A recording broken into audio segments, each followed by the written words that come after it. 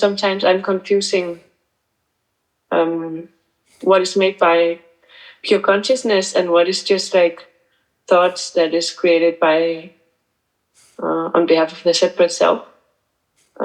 So if you could speak a little bit about it, would be nice. We all know moments of clarity. They are very simple ones. I need to stop and find a gas station, otherwise I'm going to get stranded on the freeway. Yeah. I need to stop, that's clear. I mean, I need to fill up the tank. It's very clear. There are other moments when it takes a little longer to reach clarity. But when we reach clarity, we all know the experience. The process that leads to that, there are all kinds of processes. In a sense, every time it's a new path that we take. Because the context is always different, the question is always different.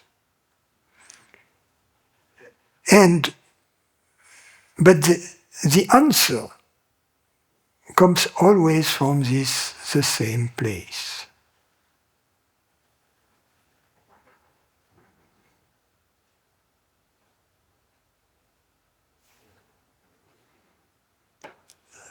When I was in college and I was taking a test, I would receive the questions, and it was tricky in the old days, because if you didn't have the answer to the first question, forget about it, because the rest... Now in America it's different, where you are children and you have independent questions. But that's a different story. So I would just read the question, contemplate it.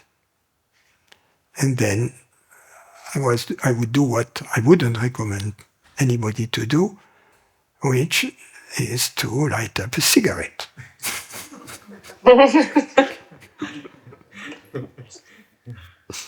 And in this moment, we are letting go of the thing. Quite often, the answer would come. So, in other words, you need for the question to be kind of ready, to have been completely explore the entire context. But then, the creative moment of clarity, it's out of our hands, it's out of the mind. Mm. It comes from a different place. And that is true for all questions, because I'm going back to your question. It is true of all questions about phenomena, but also questions about consciousness, reality. What am I?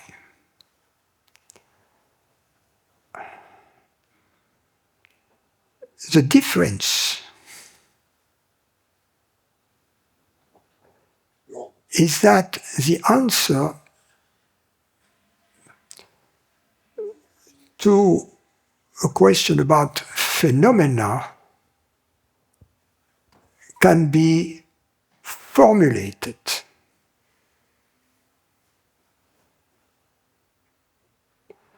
We can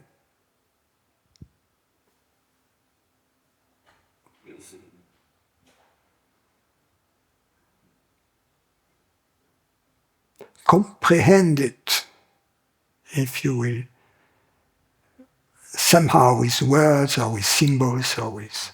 Whereas the answer to any question about what we are is experienced. We can formulate it after, but it is experienced. In other words, if we ask a question about mathematics, the answer comes from the source. If we ask a question about the source, the answer is the experience of the source.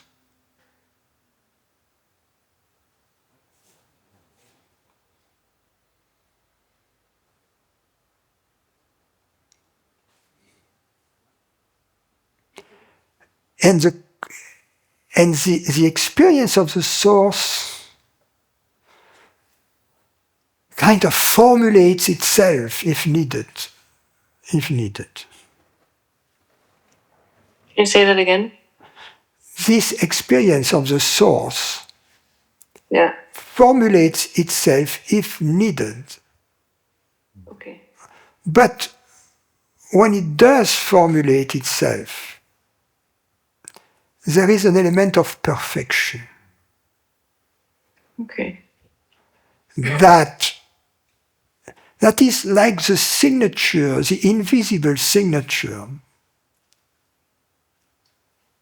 of the source.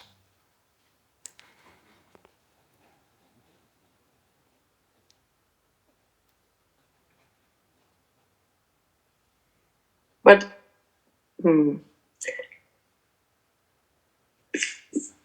if I don't know if my mind is deceiving me in a way. If I feel like, for example, now, like even in practical life, there's a lot of things I'd like to change.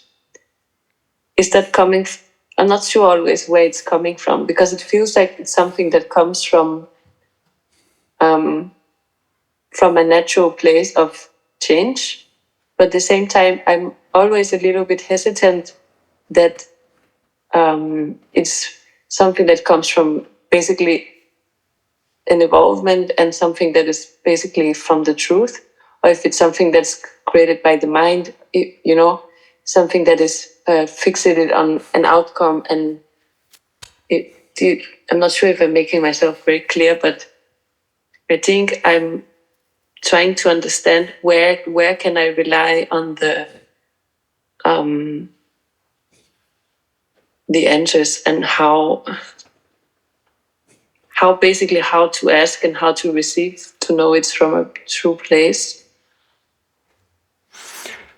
The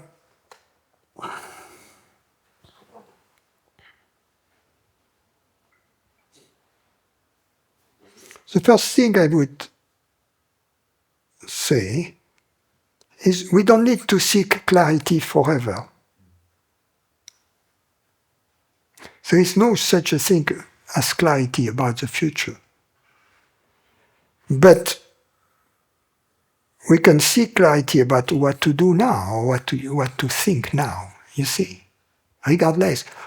We can, of course, in the decisional process, we can include elements about the future.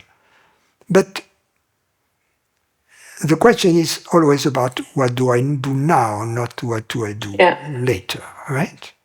Because we don't know what the context later will be. So that when we include later in our decisional process, it kind of muddies the water. Do you understand?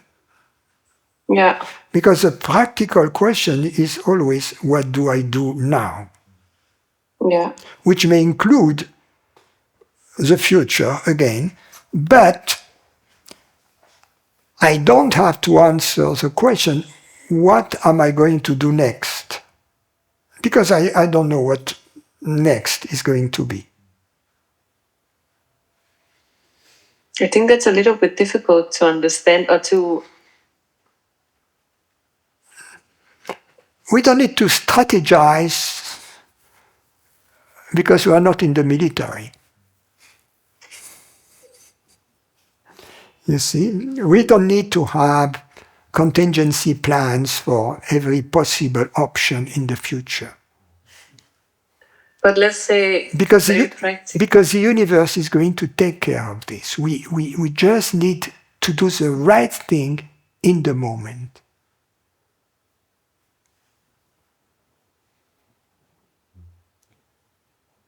But how do I know what is the right thing? I think it's just confusing. Yes, so then how do I know it's the right thing?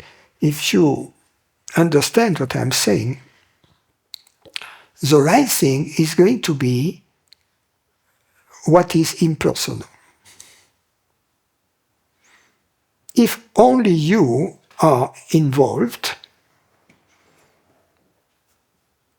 it's your decision, and in your decision-making process, see what you're seeking.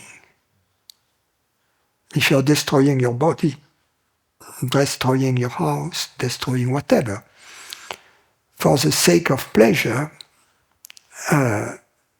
it may not come from the right place.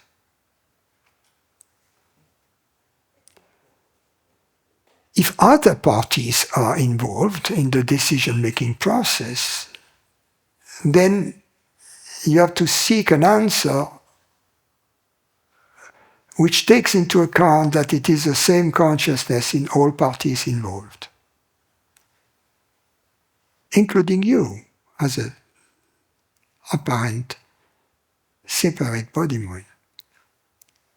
Everybody.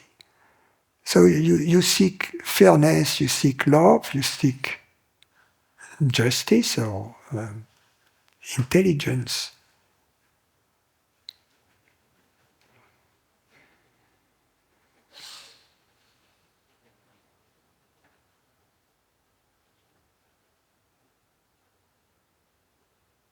And it may go against what you feel would be, you would like to do. And then that's when you make the choice. That's the...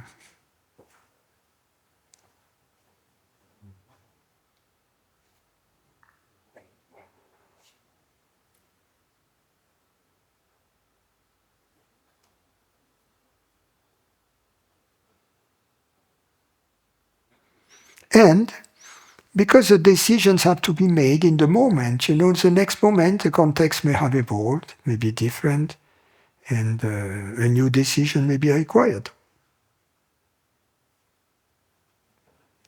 And the moment this new decision is impersonal, it will kind of contribute to re-establishing the harmony.